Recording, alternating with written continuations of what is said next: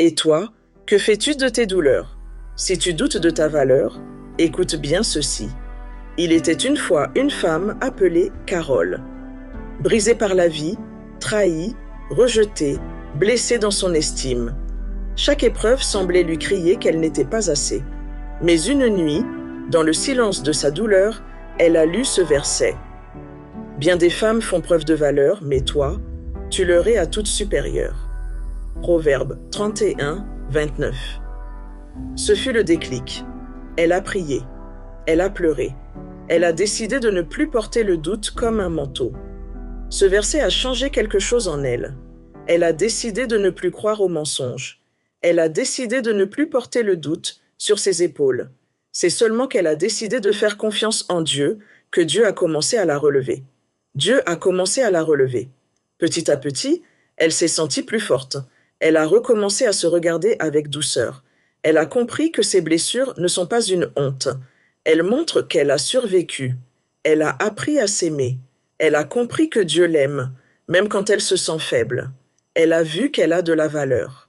Aujourd'hui, elle n'a plus peur. Elle se tient droite. Elle avance avec confiance. Elle sait.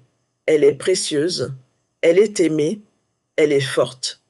Carole est devenue une femme couronnée, une femme puissante, une femme en mission. Aujourd'hui, elle accompagne d'autres femmes à transformer leurs cicatrices en témoignages. Elle proclame « Tu n'es pas une erreur, tu es une élue, tu es la preuve vivante de la fidélité de Dieu. » Et toi, que fais-tu de tes douleurs? Et si tu décidais aujourd'hui de détruire le doute, de tourner la page de la tristesse pour écrire une nouvelle histoire? Tu es précieuse, tu es forte, tu es appelée, tu es la couronne. Ce que tu peux faire maintenant.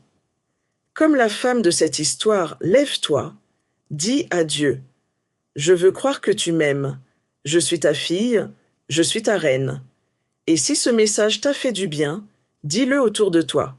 Écris, « Je suis couronnée. » Et dis à une autre femme, « Dieu t'aime aussi, tu es une reine. » Lis ces versets et garde-les dans ton cœur. Proverbe 31, verset 25. Elle est revêtue de force et de gloire, et elle se rit de l'avenir. 2 Timothée 1, verset 7. Car ce n'est pas un esprit de timidité que Dieu nous a donné, mais un esprit de force, d'amour et de sagesse.